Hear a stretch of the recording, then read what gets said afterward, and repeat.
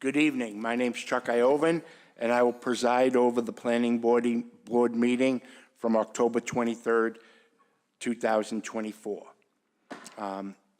For those in attendance, under the provision of the open meeting law, attendees are being informed that this meeting is being recorded by Urban Media Arts and will be live streamed on the Malden Access MATV YouTube site.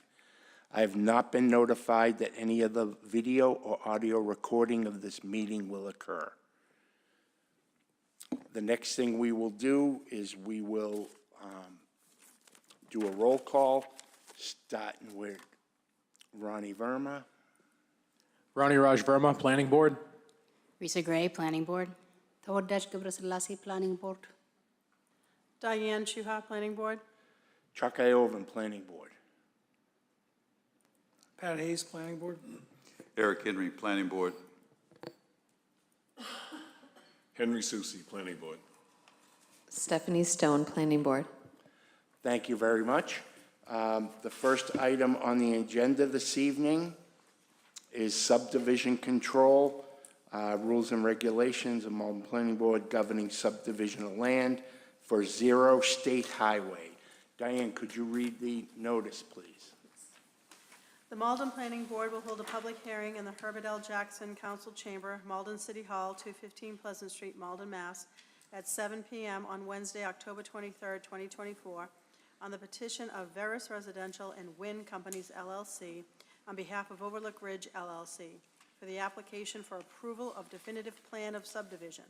Permit application number CMID-068474-2024. Made under the rules and regulations of the Malden Planning Board governing the subdivision of land in Massachusetts General Laws, Chapter 41, Section 8(1)(u), to subdivide approximately 14.36 acres of vacant land classified as part of the Rose Quarry Reclamation and Redevelopment District, Subdistrict RQ3, to create 4 new building lots and 1 parcel to be used for the future roadway connection of Overlook Ridge Drive and Route 1 at the property known as and numbered Zero State Highway, Malden, Mass., and also known by City of Malden Assessors Parcel Identification Number 185575506, and the request for waivers made under Massachusetts General Laws, Chapter 41, Section 81R, regarding compliance with the following rules and regulations of the Malden Planning Board governing the subdivision of land. Procedure, Section 3D2A, Performance Guarantee Completion Date, Submission Requirements, Section 4D1B, Topography, Section 41C, Street Plans and Profiles, Section 4D1D, Utility Plans and Profiles, Section 4D.2, Traverse Calculations and Design Standards, Section 5.C.3, Frontage for proposed lots 13B and 14B, and Section 5G3, Traffic Impact Study. Thank you, Diane. I'd like to remind everyone to speak into the microphone when speaking. And for those that come up and speak at the podium, if you could start with your name and residential address for the record and also sign the clipboard. That would be great. So if the petitioner is here and they would like to start, you can introduce yourself and then you're welcome to start your presentation. Sorry about that. All right, good evening, everyone. Can everyone hear me? Good. Yeah. So my name is Jennifer Schultz, and I am here representing the owner of Overlook Ridge and the parcels that are the subject of this subdivision regulation. I am an attorney at Nixon Peabody and am their Permitting and Land Use Council. So I know that you all, or believe that you all, have the plans either in front of you or if you've had an opportunity to review them.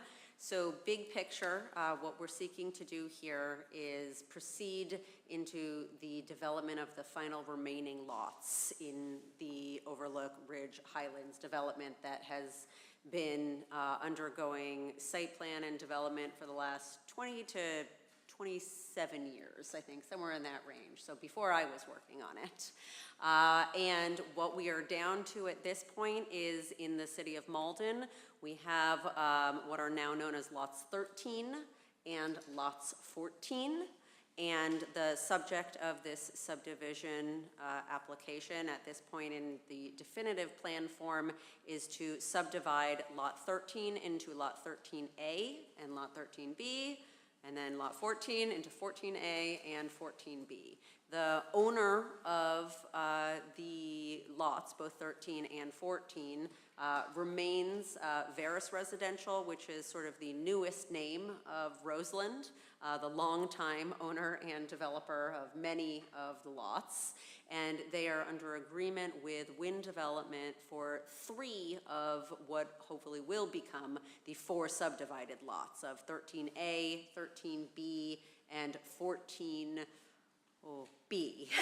are the 3 that Wynn would develop into affordable housing in various iterations, with the remaining lot 14A being held and restricted for future commercial development.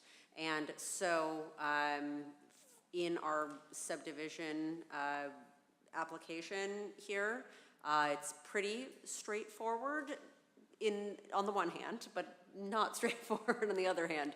On the one hand, it is, they're vacant lots right now. We're looking to subdivide them fairly evenly to ensure that they have frontage. They'll be getting their frontage from the internal roads and drives that already exist in the Highlands at Overlook Ridge. That's where it becomes a little bit complicated just as a matter of law, because although your zoning regulations do allow for frontage to be derived from internal access drives and driveways, the state subdivision control law does not recognize that as frontage. And so on that item in particular, we do have a waiver request from the state subdivision regulations regarding frontage in order for the frontage on the lots to be zoning compliant with your own zoning ordinance and as follows to be derived from the internal roads and drives. So I think that is probably the most, or I don't know if I don't want to describe it as the most substantive waiver request, but I will pause there. Okay, thank you. I noticed there are a number of waivers being requested. Bless you. A number of waivers being requested, many of them being pushed out to the site plan review committee. Yes, that's correct. So the intention here, we've actually been working very closely with various members of city staff, including Michelle Romero to your right, to tee up the sort of subsequent steps in the process for the development of these lots, where the next up following subdivision would be the inclusionary zoning special permits, to have those hopefully reviewed and hopefully approved. And following that would be site plan approval for lots 13B and 14B, with 13A to follow at a somewhat later date, and all of that is driven by the timing of state subsidies and when they would be available for those affordable housing developments.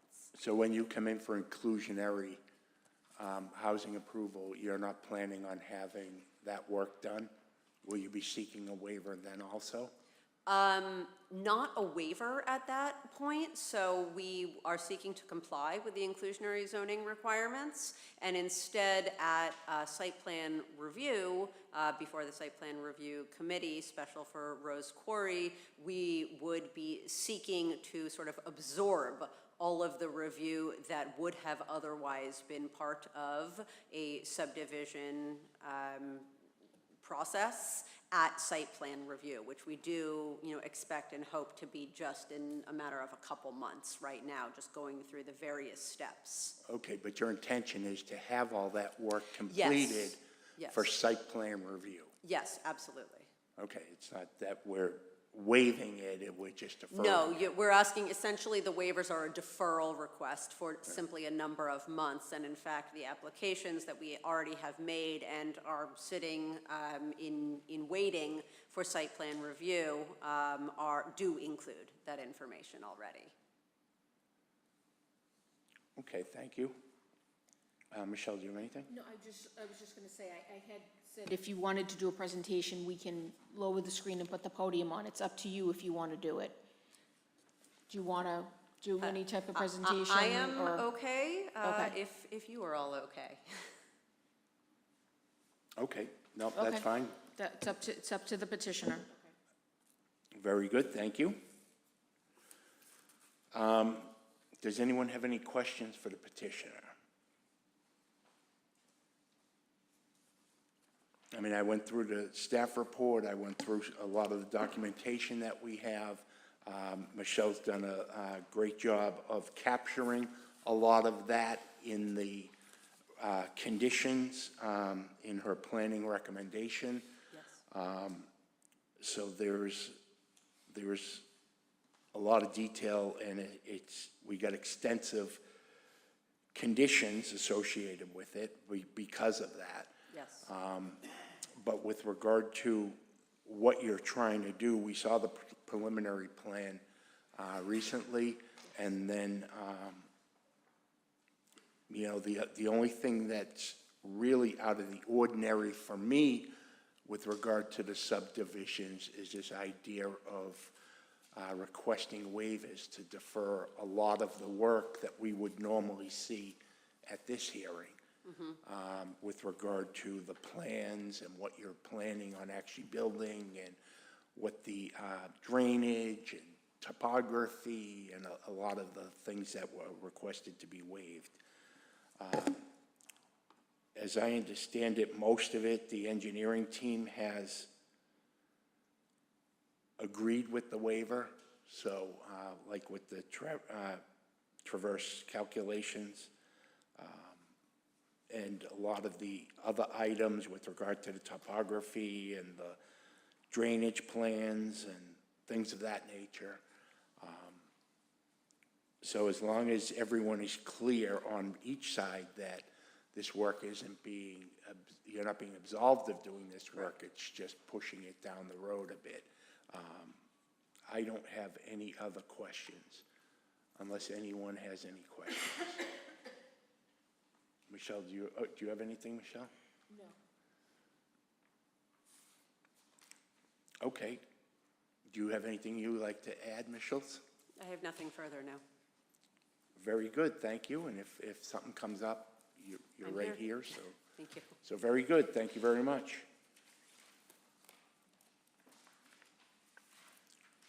Michelle, you don't have anything at the moment? No. Okay, then at this point in time, we'll ask for anyone in the audience that would like to speak in favor of the petition. In favor?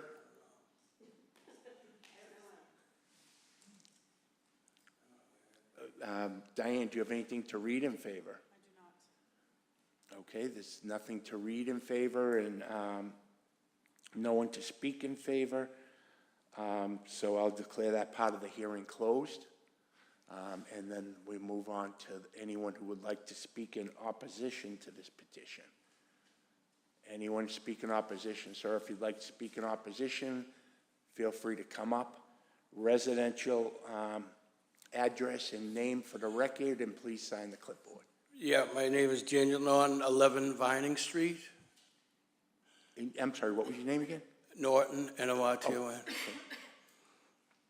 Thank you, sir. Yeah, so we've been having a lot of problems with the parking down there, the trash and noise, traffic. I don't know who did the study, but it's really crazy down there. And crime. I had my license plate stolen off my car for, that's just a few things. But, yeah, the original plans were supposed to be a spine road coming out up by Cappy's, I guess, and they never did that. So there was a few things that they never did in original plans, Yes, and that is related with the state on access to Route 1, I believe is what you're referring to. They were supposed to access Route 1, that's still being pursued. And it just hasn't happened yet. Yeah. Now, with regard to the parking, what are you finding, that there is a lot of residents from Overlook Ridge parking on Vining? Yeah, I just saw, there's a U-Haul truck, there's probably 5 or 6 or 7 cars there now on Salem Street. And the signage is, the dead end sign is not till you get to our street. It should be like before you get onto the on-ramp. There used to be a sign there. I think it's just lying on the ground there with all kinds of trash. They dump everything over there. It's crazy. I took videos and photos and everything. And have you contacted the parking enforcement team? I think we did, yeah. I'm not sure. They wanted to implement some kind of parking, I think, for our street, Yes. for Vining Street, but I don't know about Salem. Right. There's only 2 houses on Salem, and I don't know why they didn't just buy out our street. I mean, there's only 12 houses, 2 on Salem and 10 on Vining. And that way there, they could have had actually another access road in there. Right. There's only one way in or out right now for 3,500 units, and then what are they gonna do, another 15 to bring it up to 5,000? Yeah, yes. And I don't know why they didn't purchase Vining Street in that portion of Salem either. Yeah, That's a I don't know, question maybe that's she been can- asked over the last 20 years on why that wasn't done. But it wasn't done.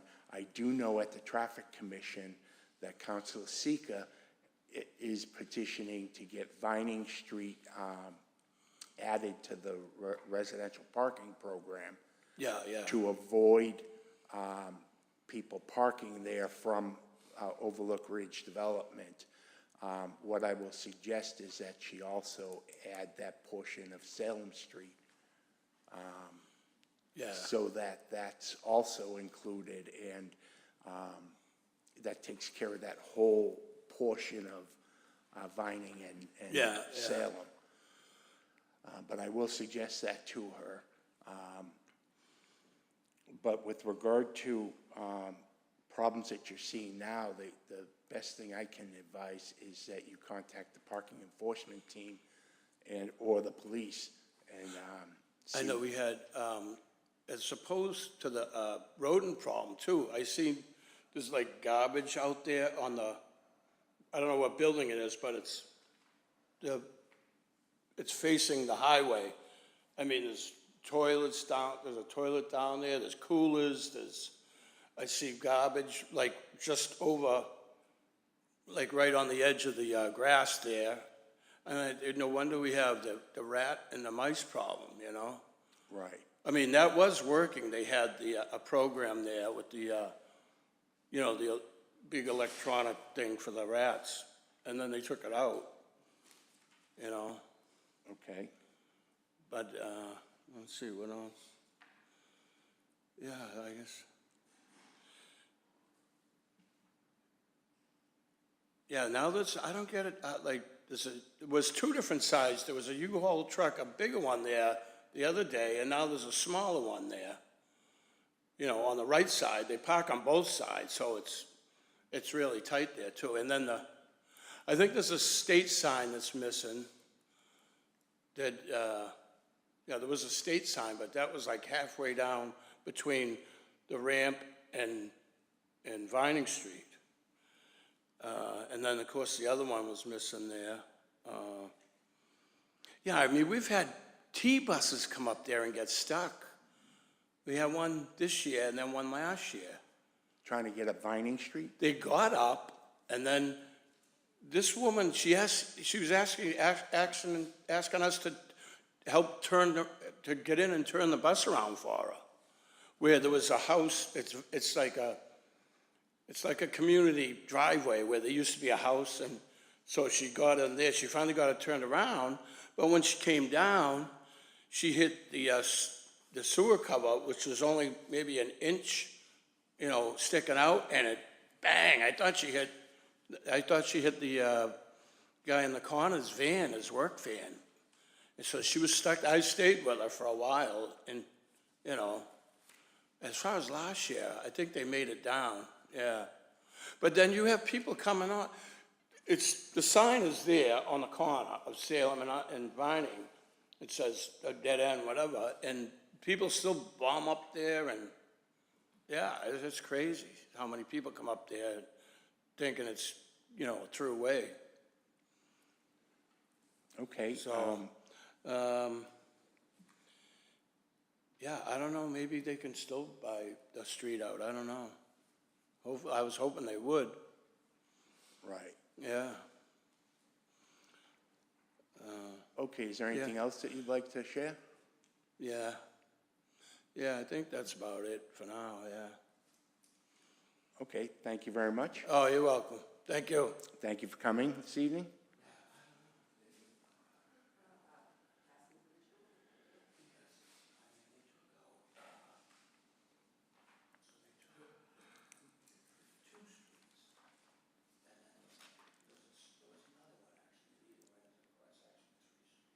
Okay, is there anyone else that would like to speak in opposition to this petition?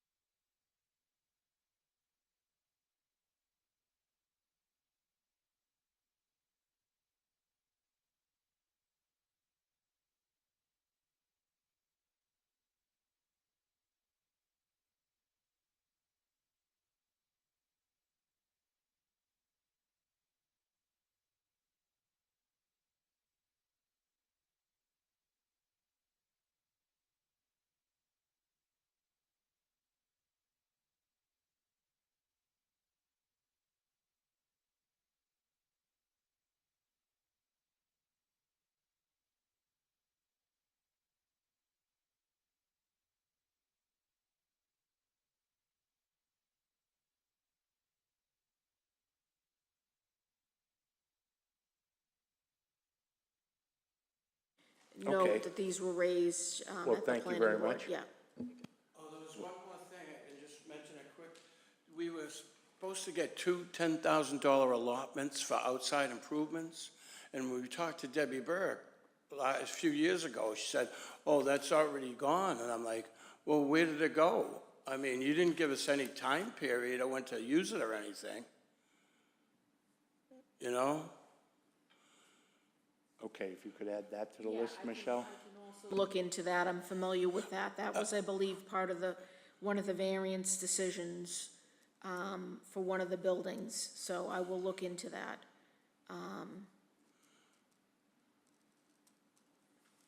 All right, thank you. Okay, thank you very much, sir. Bless you. Okay.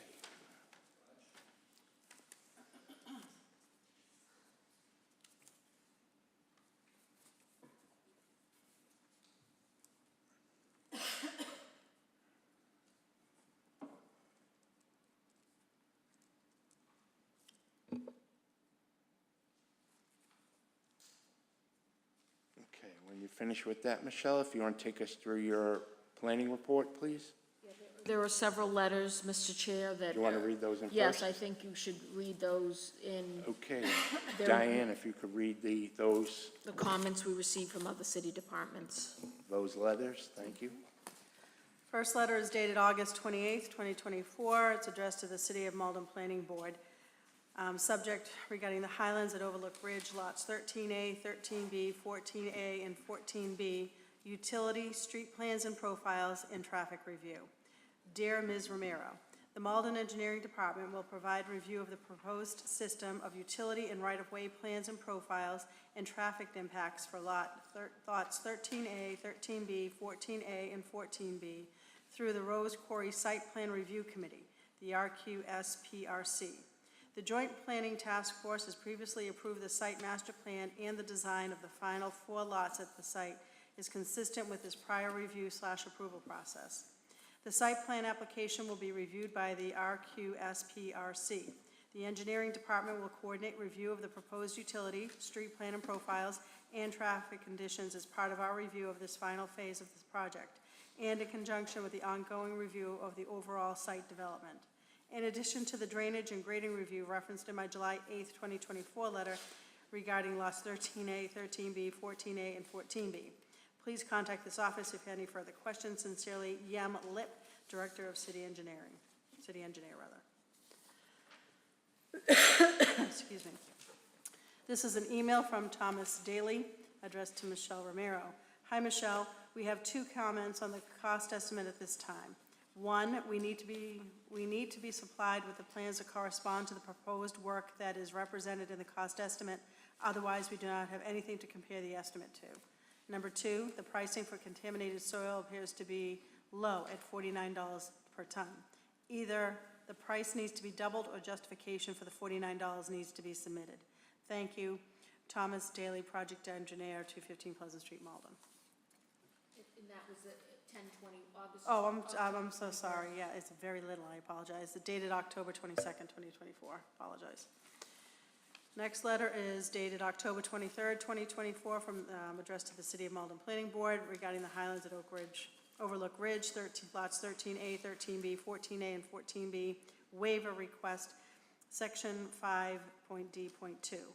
Dear Ms. Romero, after Zoom conference and review of email dated 10/23/24 from Wayne C. Jalbert, PLS of Hancock Associates, we have sufficient data to recommend granting the waiver for section 5D2 regarding traverse calculations, etc. Please contact this office if you have any further questions. Sincerely, Yem Lip, Director and City Engineer. And there is an email from Glenn Cronin dated October 16th, 2024, addressed to Michelle. It says, good afternoon, Michelle. The following are my comments and recommendations regarding the Overlook Ridge definitive subdivision plan. As you know, Overlook Ridge development houses a significant number of individuals.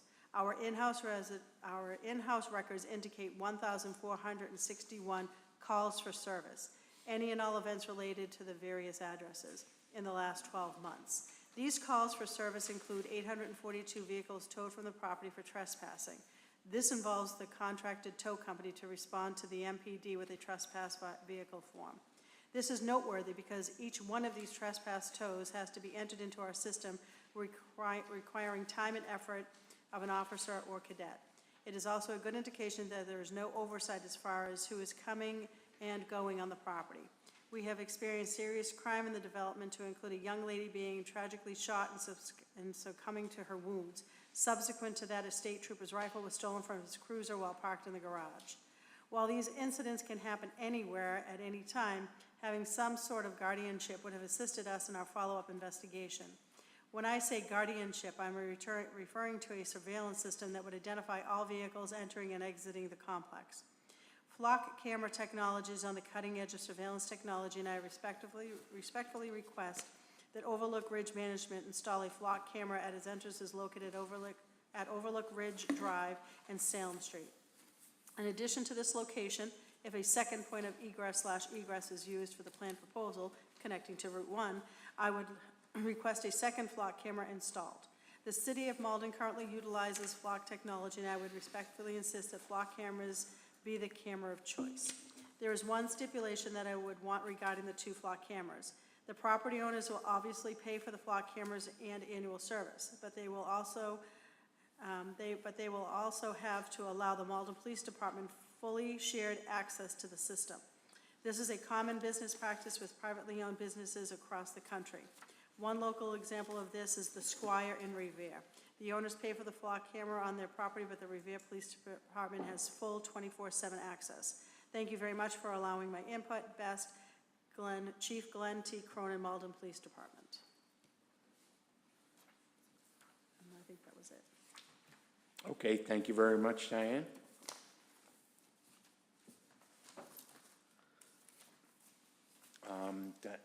Michelle, can you take us through your planning report, please?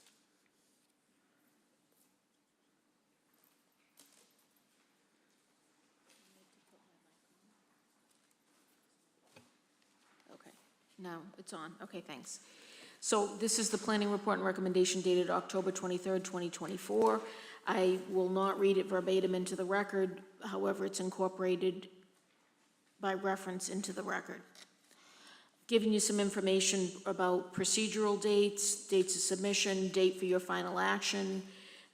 There will also be a need for you to endorse the plan after the expiration of the statutory 20-day appeal period, if no appeal's been filed.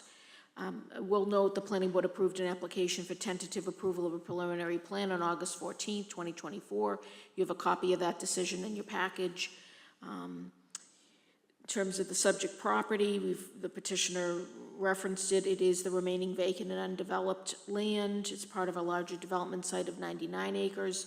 The subject property is approximately 14.36 acres. Existing development, I've described that for you. The zoning, as you heard, is part of the Road Quarry Reclamation Redevelopment District, Subdistrict 3. This board is aware, as you participated in the joint public hearing with the City Council, that the zoning ordinance was recently amended to allow multifamily residential use in a portion of that district and to establish certain development dimensional parking requirements. There are other requirements that development of the site is subject to: compliance with the land reclamation agreement, which is between the property owners and the cities of Malden and Revere. Also, the Massachusetts Environmental Policy Act review and certificates issued most recently in January 22 of 2024. There were several prior subdivision approvals. This board approved a definitive plan of subdivision in 2002 to construct Overlook Ridge Drive. You also approved an extension in 2014 to extend Overlook Ridge Drive and approve the cul-de-sac. You also have a copy of that decision and plan in the package. In terms of the application, the plan proposes to subdivide the land to create the following new lots and parcel. So right now it is one parcel, one piece of land. The proposal is to subdivide into 4 different lots: Lot 13A, Lot 13B, Lot 14A, Lot 14B, and then a parcel that's labeled parcel XX-X-X1, which is the parcel that would be used for the future roadway connection to Route 1. So the 4 lots that are proposed to be created, 13A, 13B, 14A, 14B, I've given you the approximate size. Also noted area that's going to be used for right-of-ways and utility easements. And I've noted that the use is future development to be determined. If you do look at note 4, as the petitioner mentioned, the applicant has submitted 4 petitions under the city zoning ordinances regarding portions of the land shown on this plan that's before you. All petitions are incomplete. They require approval of the subdivision plan to create the lots that are the subject of the petitions. So there are 2 petitions regarding Lot 13B. One is for the inclusionary zoning special permit. The other is for site plan review. There are also 2 petitions for inclusionary zoning and site plan review for proposed Lot 14B. Those are not before you. I'm just giving those to you as a reference. They have been filed. We allowed to expedite the process for the petitioner, understanding the funding and other issues in their timeline. We did allow them to file those petitions, even though technically The lots have not yet been created. They would be created, again, by this board's approval of the subdivision. The proposed roadway connection, which is shown on the plan, is, as I note, note 5 for reference only. It's approximate. Final plans and layout are to be determined through Mass DOT through the design review process. So again, that's just for reference only. There's no proposal at this time to connect Overlook Ridge Drive to Route 1. It is planned, but again, that's not what's before you tonight. What's before you is the lots, the 4 lots. In terms of required improvements, I've also given you a list of what was submitted in support of the application, the plans, the memorandum from the petitioner's attorney, also a proposed performance bond agreement and proposed cost estimates. In terms of required improvements, the plan depicts no changes proposed to the existing roadway, Overlook Ridge Drive, and cul-de-sac as were approved. The cul-de-sac may require modification based on the final plans for the proposed ramp system. Applicant did not submit the required information regarding the proposed internal roadways to be used for frontage and requests a waiver of submission requirements regarding street plans and profiles. So at this time, compliance cannot be determined regarding the various design standards and required improvements for an approved subdivision, including but not limited to design of streets for safe vehicular travel, location and alignment with the streets, roadways, grades, intersections, other rights-of-way, limitations of access, lots, blocks, adequacy of access, pedestrian safety, sidewalks, curbing, and street trees. Those are the types of design standards and improvements we typically see on a definitive plan of subdivision.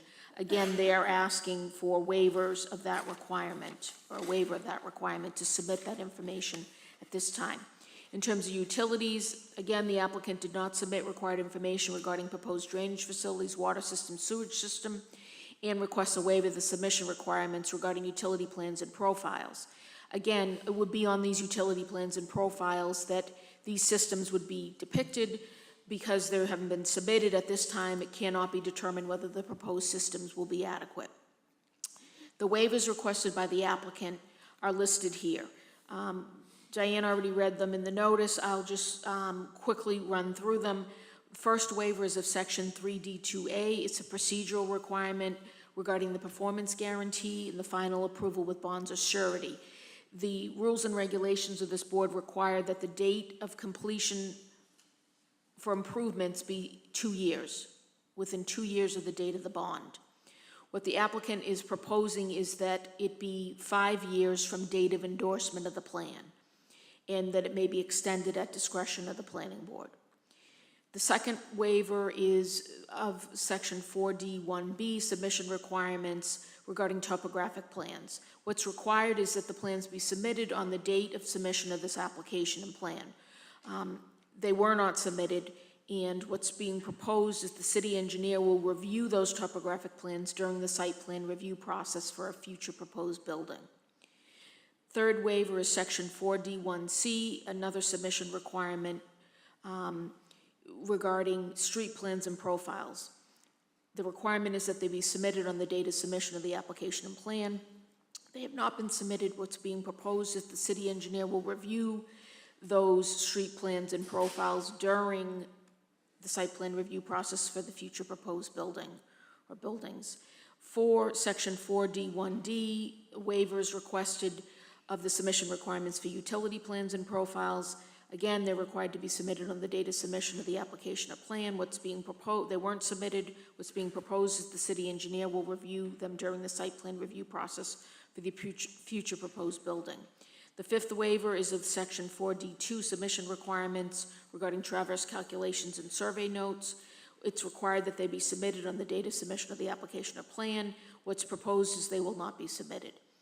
And waiver 6 is regarding Section 5C3, design standards, frontage, specifically frontage for lots 13B and 14B.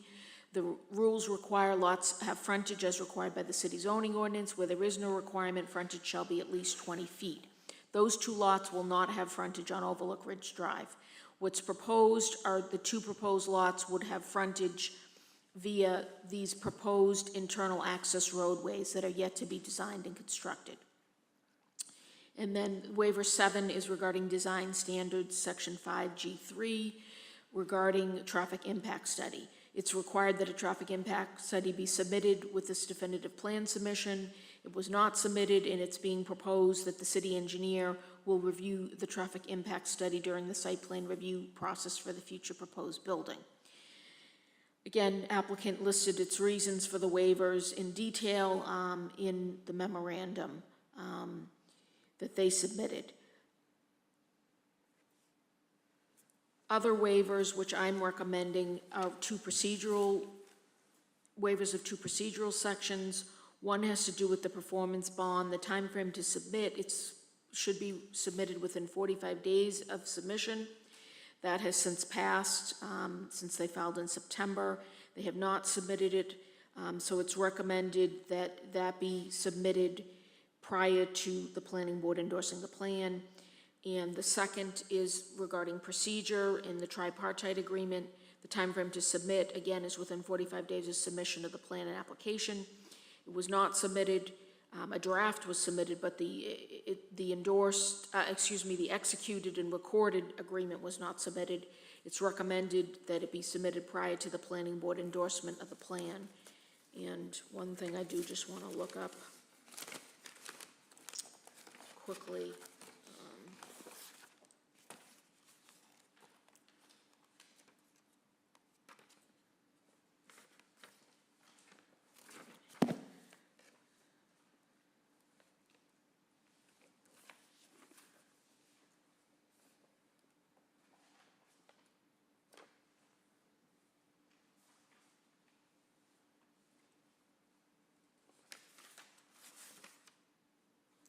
So those are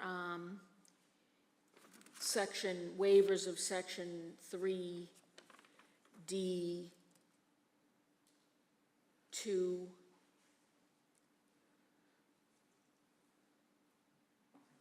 Those have to do with the performance guarantee, again, being submitted within 45 days. So those would be the two sections. So in order to grant these waivers, your rules and regulations do provide that strict compliance with the requirements of your rules and regulations may be waived when, in the judgment of the planning board, such action is in the public interest and not inconsistent with the subdivision control law. So those are the two parts. Is it in the public interest, and is it not inconsistent with the subdivision control law? State law provides a similar provision that the planning board may waive strict compliance with rules and regulations and with the frontage or access requirements specified in subdivision control law where such action is, 1, in the public interest, and 2, not inconsistent with the intent and purpose of the subdivision control law. I've given you the purpose and intent of the Malden rules and regulations governing the subdivision of land. It reads, the subdivision control law is intended to ensure orderly future development of land for the safety, health, and convenience of the general public and the future occupants of the subdivided land. I've also given you the purpose of subdivision control law, excerpts from the state law. I will not read that into the record, it's long, so you can take a look at that. That lists all the different purposes of the state subdivision control law. So again, to grant these waivers, you would need to find in the public interest and not inconsistent with these intent and purposes of the subdivision control law. Other approvals, these are required approvals. One is from the Public Works Commission. The DPW Commission approval must be a condition of your approval. I did not receive any comments. I did submit everything for their review. Second is Board of Health. If they do not provide any report, it is deemed approval. I have not received a report. Now, other review, I also circulated the plans to city engineer, fire department, police department, water utilities department, and city solicitor. We heard the comments from the city engineer. Fire department had no comment. We heard the comments from the police department. Water utilities had no comment. City solicitor reviewed the draft proposed performance bond agreement and approved it as to form. So that was set, so. Do you want me to go ahead? Yes, So please. there's really two parts to this. First are the waivers. And the second part would be if you grant the waivers, to consider approval of the actual application and plans. So the first part is of the recommendation, this is made prior to the public hearing and provided that the board makes the required findings to grant the waivers. 1, to grant the requested waiver of section 3D2A performance guarantee regarding completion date. 2, to grant the requested waiver of section 4D1B submission requirements regarding topographic plans, subject to review and approval of the proposed grading by the city engineer before the earlier of issuance of site plan review approval or a building permit. 3, to grant the requested waiver of section 4D1C submission requirements regarding street plans and profiles, subject to review and approval of the proposed street design by the city engineer before the earlier of issuance of site plan review approval or a building permit. 4, to grant the requested waiver of section 4D1D submission requirements regarding drainage facilities, water system, sewage system, subject to review and approval of facilities and systems by the city engineer before the earlier of issuance of a site plan review approval or a building permit. 5, since we've received a different recommendation, we originally did receive a recommendation, which I don't know if it's still in your package, but originally the city engineer recommended to deny the requested waiver. His opinion since changed, which is the letter that Diane read into the record dated today, October 23rd. So my recommendation has now changed based on that new recommendation of the city engineer. So for 5, the recommendation would be to grant the requested waiver of section 4D2 submission requirements regarding traverse calculations and survey notes. And 6, to grant the requested waiver of section 5C3 design standards for lots and blocks regarding frontage requirements for only lots 13B and 14B as shown on the plan. 7, to grant a waiver of section 3D7 regarding the time frame to submit the performance bond. And 8, to grant the waiver of section 3D8, the time frame to submit an executed and recorded performance bond agreement. So if you want to discuss those waivers, and if you decide to move forward and grant them, then you would move on to the next section. Okay, so we should take a vote on the first 8 I think you should. items. I think you should, yes. And you Okay. should discuss and, deliberate Does anyone them. have any questions for Michelle with regard to the first 8 waivers that she's recommending to grant and basically push it, most of them to site plan review? Does anyone have it? Eric Henry? Thank you, Mr. Chair. Michelle, I was wondering if by changing it from deny to grant, will that have any impact on what you've laid out in section 2? No, Okay, no. that's it, but now let me come back though. Okay, does anyone else have any other questions for Michelle? Eric Henry? I'm back. With regards to the other waivers that you're recommending, are those, we'd have to add those to the formal recommendation, or are they included in the text somewhere in section 2? I have attempted to incorporate them in. So if you grant, for example, if you grant the waiver of the topographic plans, it's not, as we discussed, as the chairman called it, absolving them of having to submit topographic plans, but it's reflected, for example, in Part 2C, grading shall be reviewed by the city engineer. So the reason to submit the topographic plans is to show the grading. So it doesn't actually say they now need to come in and submit the topographic plans, although now I'm wondering if we should actually write that in. What it says is grading shall be reviewed by the city engineer. The system is subject to his reasonable approval. So I presume he's going to need the topographic plans to do that review. But now that I'm saying it out loud, I think I would, when we get to that, I will add submit topographic plans. So C will say submit topographic plans, grading shall be reviewed by the city engineer. So they're supposed to be incorporated in, like D talks about the drainage system. What I will preface D with is submit utility plans and profiles. And then go into city engineer will review and approve the system. So, they should all be incorporated in. If you grant the waiver, then the action that they're gonna need to take at a later date should be listed in one of these conditions. That All right. was how I tried to do it. All set, Eric? All set, thank you. Stephanie? Thank you. Michelle, can I ask more about the Board of Health? And given the apparent issue with rodents, how can that be addressed? Does it have to be addressed now, or will there be a further hearing around the actual building itself and the plan for trash and other things? The plan for, so the Board of Health review in terms of the subdivision is specific to if the lots cannot be used for building sites without injury to the public health. So also speaks, the rules speak to connection to the municipal sewer system, or whether they were gonna use septic, which they're not. So it's, the Board of Health review of the plans has more to do with the utilities and the connections.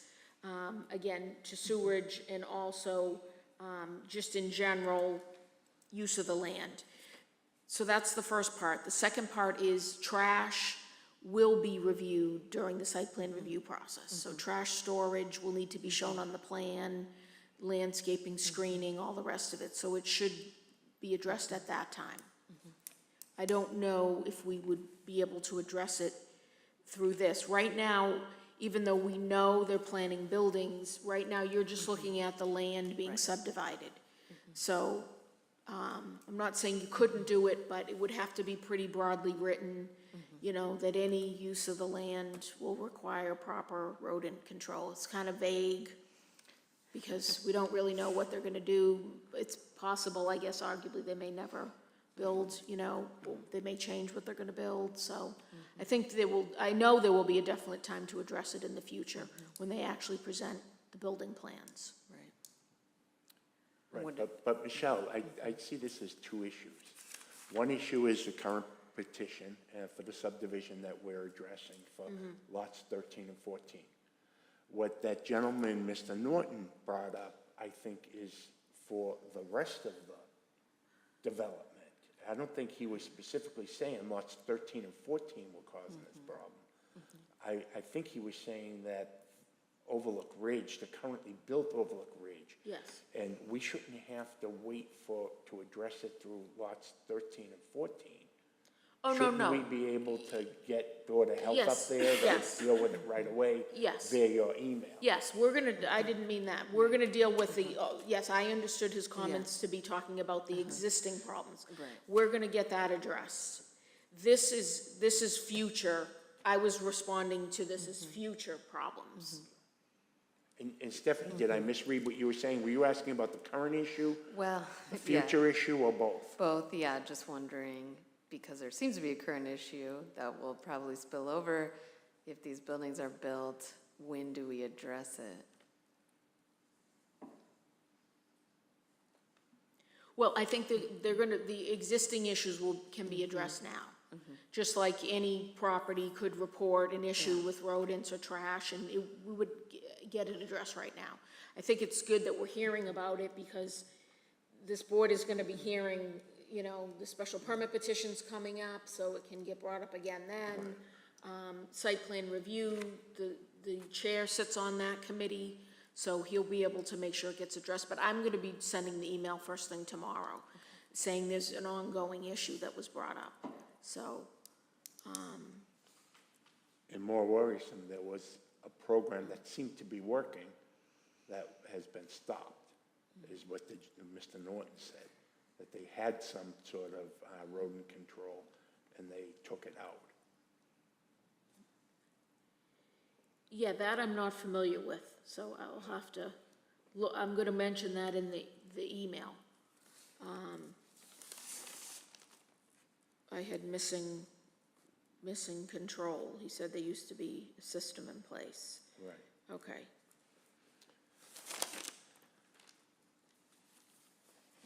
Are you all set? Yep, I'm all set, thank you. Anyone else have any comments or questions? If not, is there a recommendation for the first 8 items of the recommendation? Oh, Eric Henry. Thank you, Chair. I can make a recommendation that we approve the first 8 items with changes, the recommendation. Okay, Eric's made a recommendation to approve the first 8 items with the change to number 5, changing it from denying to grant. To grant all the waivers that are being requested. Confirmed. Yes. Okay. And recommended, the 2 are recommended, okay? Is there a second? Diane Chuha. I'll second. Diane seconds.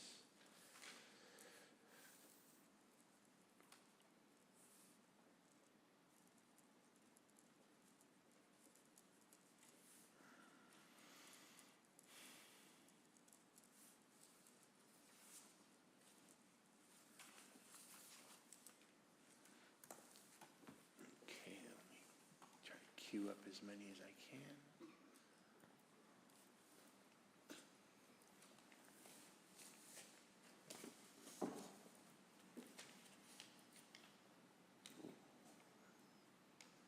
Okay, we get everyone.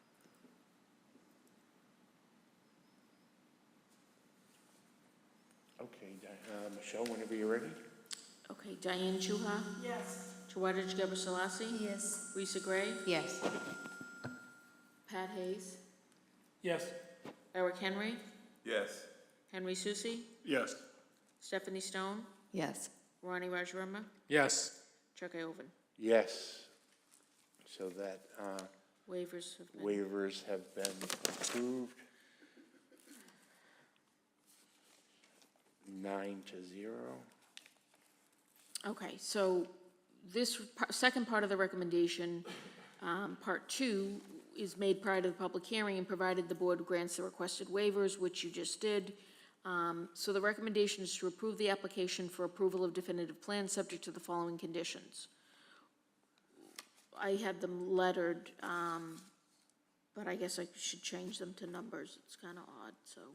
1, the maximum number of buildable lots shall be 4 of the same approximate size and location as proposed lots 13A, 13B, 14A, and 14B as shown on the plan. 2, submit street plans and profiles. So that's the new first part. Then it will go on to say regarding the internal access drives connected to provide frontage for lots 13B and 14B, the design and layout shall be reviewed by the city engineer before the earlier of issuance of site plan review approval or a building permit, and are subject to his reasonable approval. Applicant shall record and maintain right-of-way access easements in perpetuity to provide access for lots 13B and 14B. 3, submit topographic plans. Grading shall be reviewed by the city engineer before the earlier of issuance of site plan review, approval, or a building permit, and the system is and it says the system, but should say, and grading is subject to his reasonable approval. 4, we'll preface now with submit utility plans and profiles, and then read, the proposed drainage system shall be reviewed by the city engineer before the earlier of issuance of site plan review approval or a building permit, and the system is subject to his reasonable approval. 5, again, submit utility plans and profiles. The proposed water system shall be reviewed by the city engineer before the earlier of issuance of site plan review approval or a building permit, and the system is subject to his reasonable approval. 6, submit utility plans and profiles. The proposed sewage system shall be reviewed by the city engineer before the earlier of issuance of site plan review approval or a building permit. The system is subject to his reasonable approval. 7, prior to planning board endorsement of the plan, applicant's proposed cost estimates for construction and installation of improvements shall be reviewed by the city engineer, may be adjusted at the request of the city engineer, and is subject to his reasonable approval. And actually, that should be prefaced with what the city engineer wrote in his letter, which is provide plans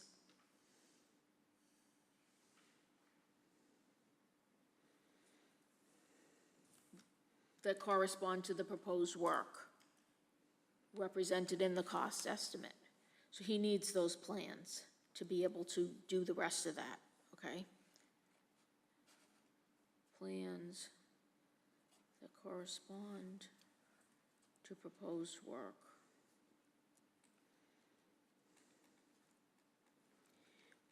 8, prior to planning board endorsement of the plan, applicant shall file a performance bond in the amount determined by the city engineer to be sufficient to cover the cost of the improvements, and shall execute and record a performance bond to secure the construction of ways and installation of utilities as per the approved plans.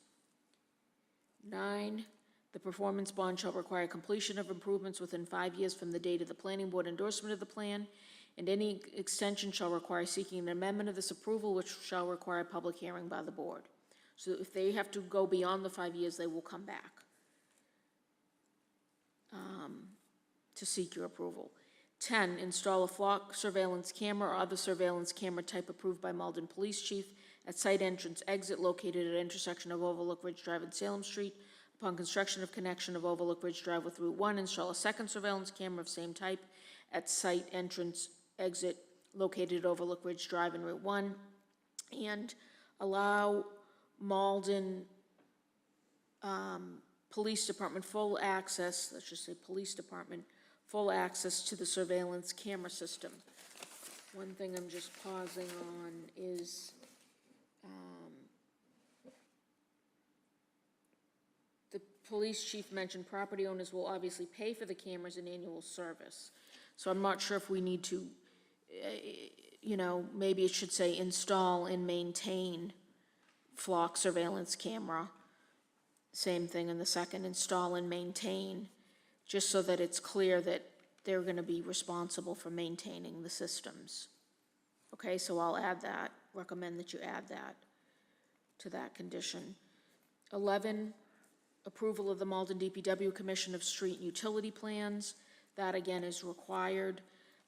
12, all blasting shall comply with the Overlook Ridge blasting procedures dated August 2nd, 2001. There's a special blasting protocol and procedure for that entire site.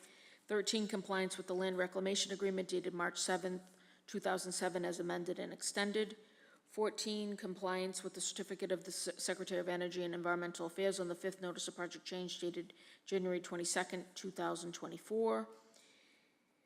15, install no parking signage on both sides of the entire length of Overlook Ridge Drive.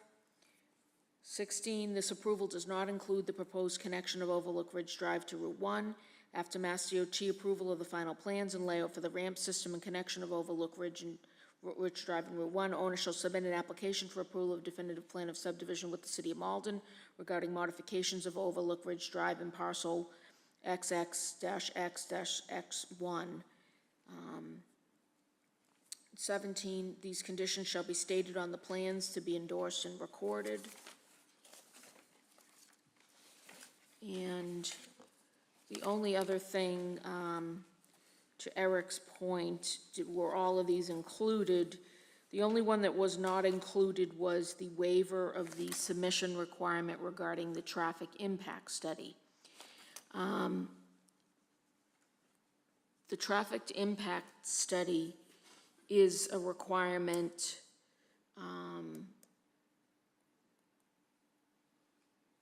for any special permit for more than 10 units. I also believe it's required under site plan review. So they will need to seek waivers at that point if they're not going to do them.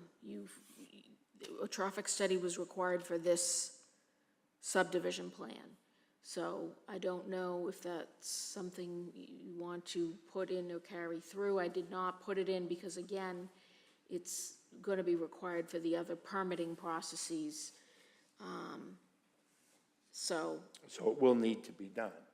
it will need to be done, or, they would need to seek relief, permission not to do it. And would they seek that from site plan review? Well, for the special Or- permit. Because if there's yeah. a chance that this can slip through the cracks, I think we Right. should reference it here. Right, That they're required to do one. right. Let me just take a minute if you don't mind. I want to look up something.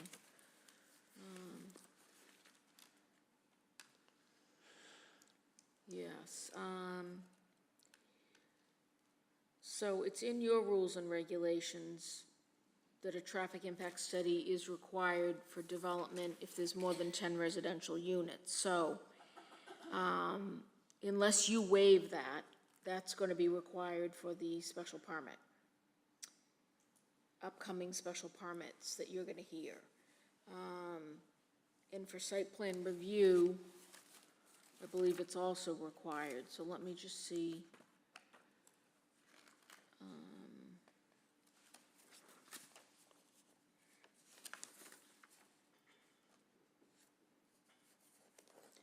About that.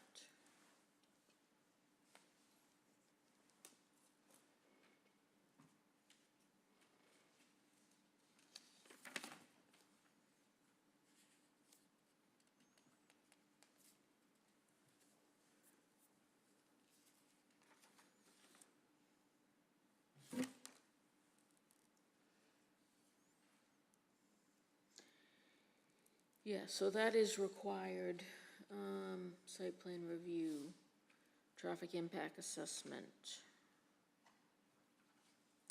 Notwithstanding the foregoing, a final certificate under the Massachusetts Environmental Policy Act from the Secretary of the Executive Office of Environmental Affairs that authorizes the proposed development may be substituted for the TIA. There is a certificate. So I believe they would be able to just provide that certificate where they already did the traffic impact study and submitted it to the state. And that certificate specifies different traffic mitigation. So should we have number 18, that they provide the certificate for the traffic impact study that was completed? Oh, they've already provided it. We have that. That's this certificate dated January 22nd, Okay. 2024. So on that note, I guess I would not put that in as a separate condition. If they have to comply with the certificate, and that included different traffic mitigation, I believe you're covered now under 14. That would cover you under 14. And Okay, so we're so I covered. think you're covered, yes. So I just wanted to run through that. So, okay. Okay, does anyone have any Yes. questions for Michelle?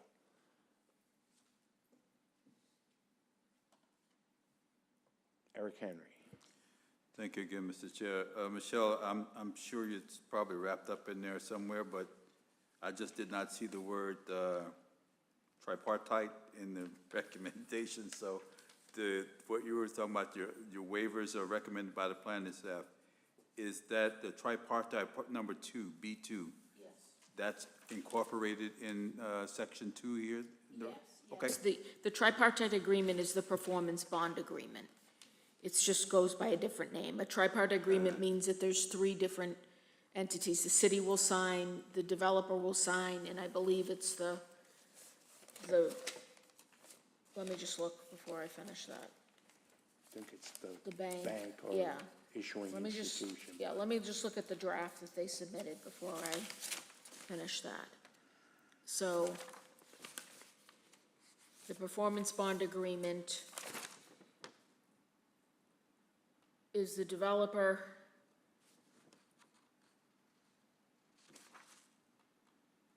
That says the developer, the city, and the planning board, I believe. yes.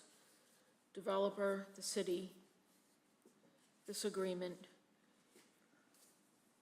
the developer and the city, acting through its planning board. So I believe this is the same, the tripartite agreement is usually with the bank. Right. But they're gonna post a bond and also do this bond agreement. Maybe, actually, they're not, so there is, now that I'm just looking, maybe they weren't proposing the covenant. They, maybe that wasn't necessary.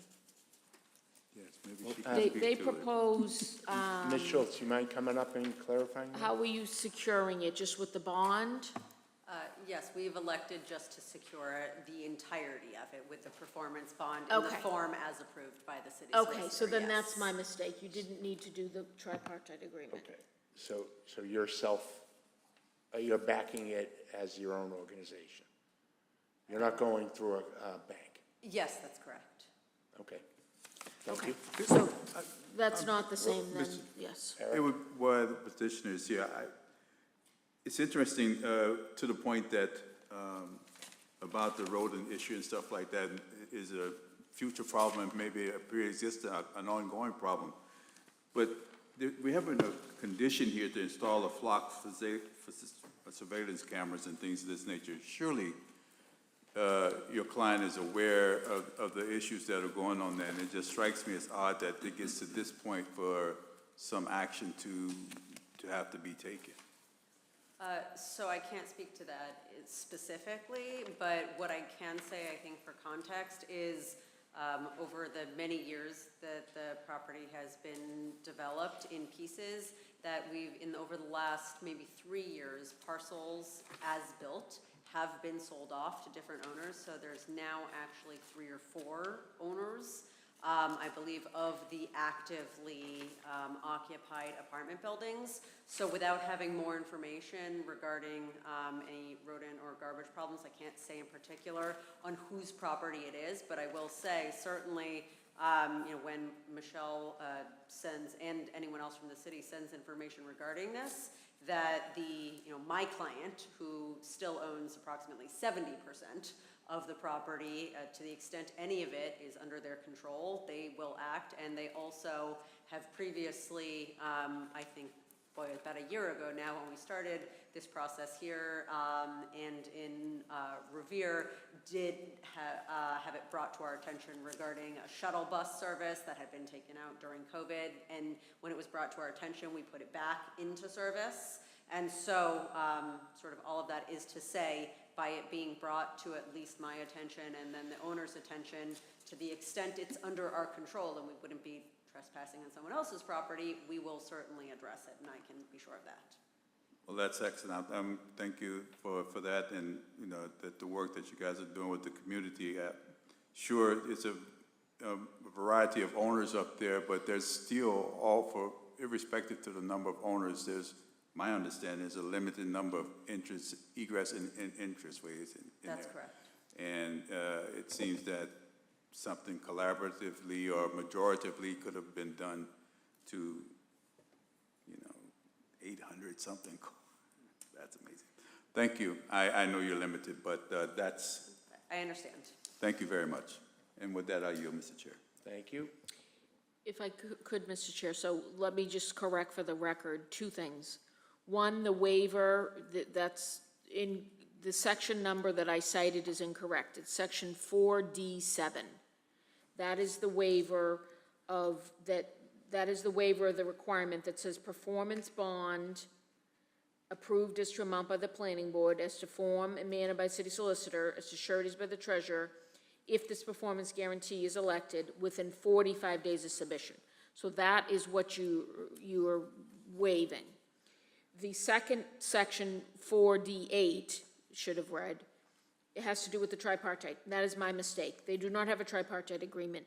It's a performance bond agreement. That goes with the bond. That's part of that way of securing performance. That was my mistake. So you did not need to grant a waiver of section 4D8. You only needed to grant it of 4D7. 7. And so I just want that corrected for the record. That is what you intended to do, right? It's Yeah. just a different section. I quoted the wrong section. Okay. Okay.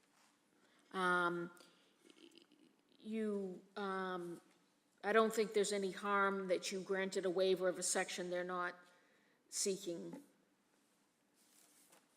If they were to change it and decide to submit the tripartite agreement, I guess then they would still have the option to do that before the endorsement of the plan. If you don't feel comfortable with that or don't want them to be able to do that, then I think you should, revote that out, not to grant that waiver. I think we're okay with that. For D8, yeah, Yeah, okay. with the way it is, whether they don't pursue it or not, that's fine. Okay. So we're on to the section 2. Is there a motion for section 2 for the 17 items Michelle read, Yeah. adding in the waiver category that was referenced above in section 1? Well, what do you mean?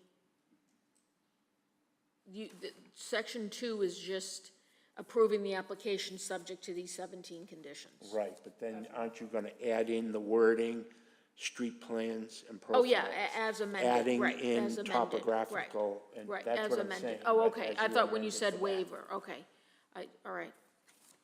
Does Does everyone understand what we're looking at? Eric, Henry Susi. Thanks, Chair. Mrs. Chair, I'd like to move to approve the application for approval of the definitive plan, subject to the 17 conditions noted by the city planner. So a motion to approve To that. approve. Yes. Was So there the a second thing? The conditions as amended, right, okay.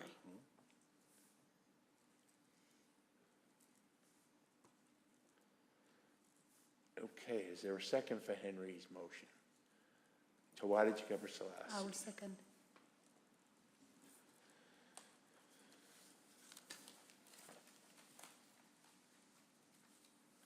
Okay.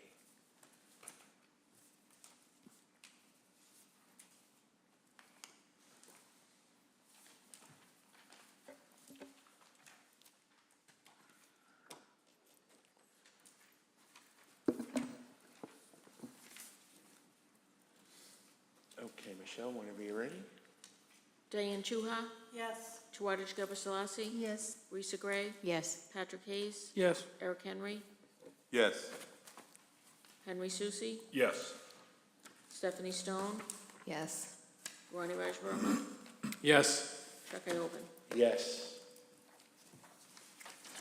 So, the waivers have been granted, and there are 17 conditions associated with granting those waivers, basically documenting that they are still required, and then saying where and when they would be approved.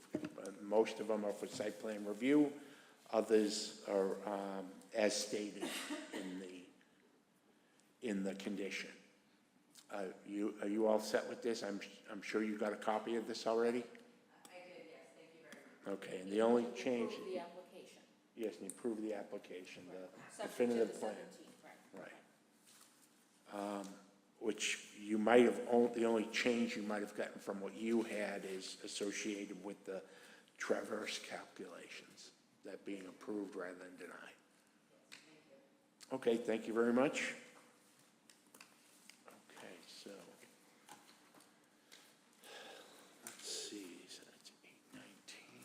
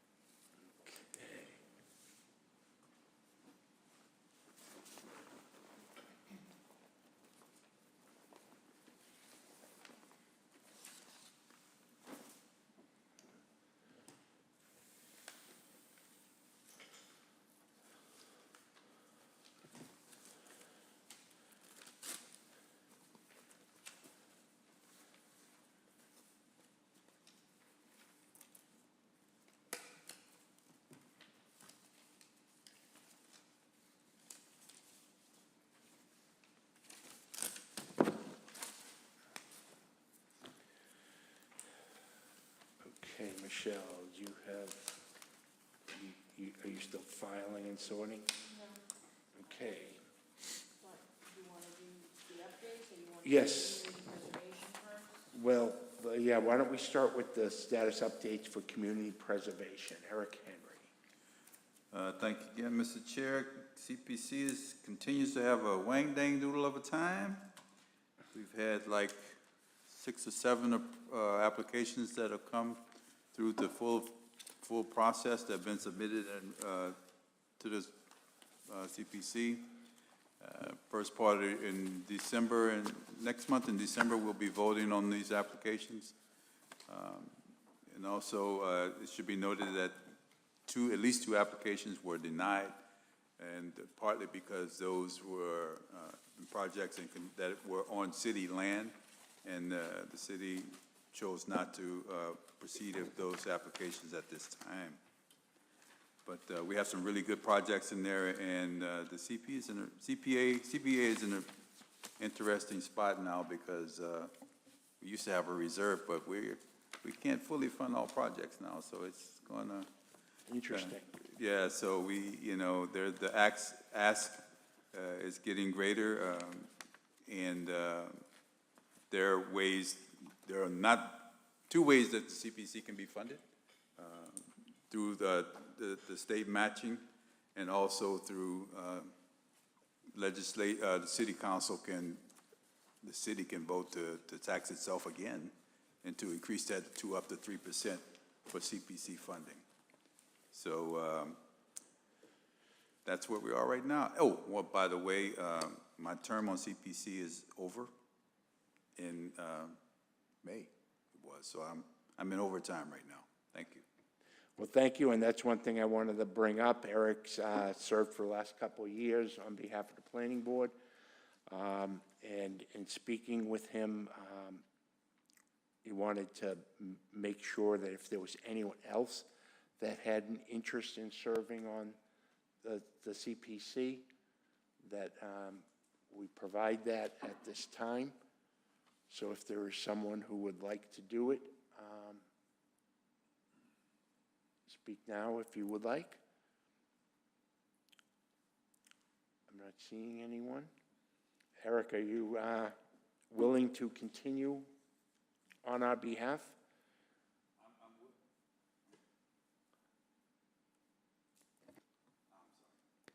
I'm amenable to the discussion.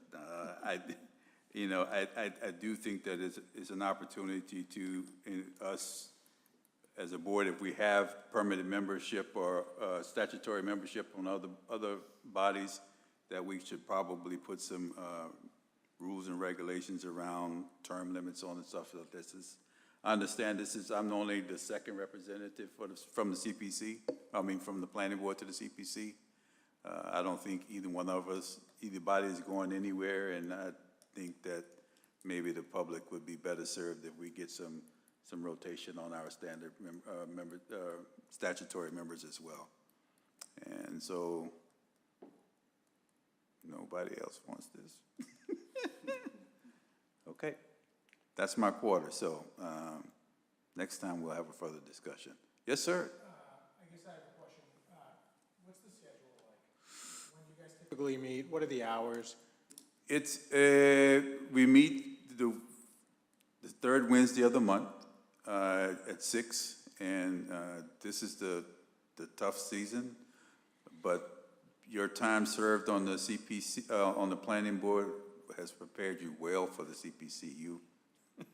They don't compete with us as far as the length and durations of meetings sometimes, but it all depends on your involvement, because at one time I was the vice chair, and that included a lot more commitment of time and effort like that. But I think that with your, the due diligence that you're putting forth in this body, if you have a similar effort, you could be more than successful. Or less. Similar effort or... The meeting's remote? Yes, in accordance with the good governor, they are still remote. Awesome. You can jack in remotely. If you would like to take a couple weeks to discuss it with your family, and before you do that, We're meeting again on November 13th. So that's 3 weeks from now. Eric's been a holdover since May. And as I understand the process, you know, if you were interested, Ronnie, we would then need to submit your name to the city council for approval. For the statutory appointments, this board will approve. You approve your own designee. Okay, I And thought then Eric we- had to go to We the... notify the city council, but Okay. there's no confirmation. Okay, no, that's Yes. fine. I seem to recall that Eric was on their agenda at one point. Maybe it was just informing them. But okay, no, that's good to know that we control that more. Oh, at one point, definitely, when I kind of elevated to vice chair, they definitely were informed, city council. Yeah. We're required to notify them. Okay, no, that's good. So Eric, if you're willing to tough it out another month and see if the youngest of Uno Verma has momento. Yes, of course. the youngest I of will- Verma I will- has a, yes. an inkling. I can do that. Okay, well, thank you.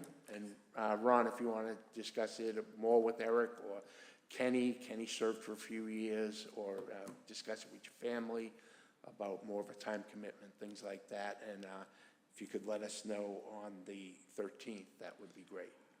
And also, Ronnie, let me also add to, you know, you can, to get a better flavor for it, they're online. All the meetings are online. You know, and, you know, it's, you can see how things are going. Okay. Okay, no, that works, Thank you. absolutely. Thank you for stepping up and possibly considering becoming the representative to the CPC. Michelle, can you give us an update on master planning activities?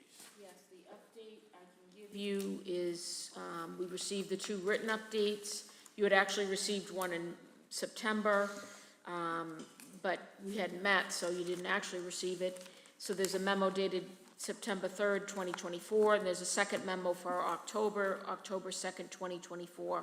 So these are the written memos given to the board regarding the open space and recreation plan, and also the master plan, which is now being called the comprehensive plan.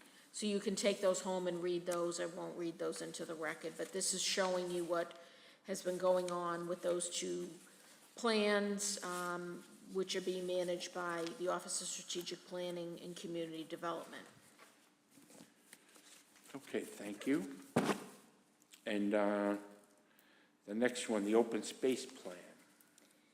That is, these memos cover the open space plan and the master plan, which is now known as the comprehensive plan. So again, memo dated September 3rd and another memo dated October 2nd. The first half of the memo is open space and recreation plan. The second half of the memo is the comprehensive plan, which is how the master plan is. Wasn't that presented to the council? There was an update presented to the council last night about the status of the plan, which is pretty much everything that's in this memo. Okay. Well, very good. Anyone have any questions for Michelle on any of those updates? The next meeting is scheduled for November 13th. It's a normal second Wednesday of November. I believe it's already filling up. So we will have a meeting. It's just determining what's actually on the agenda that evening.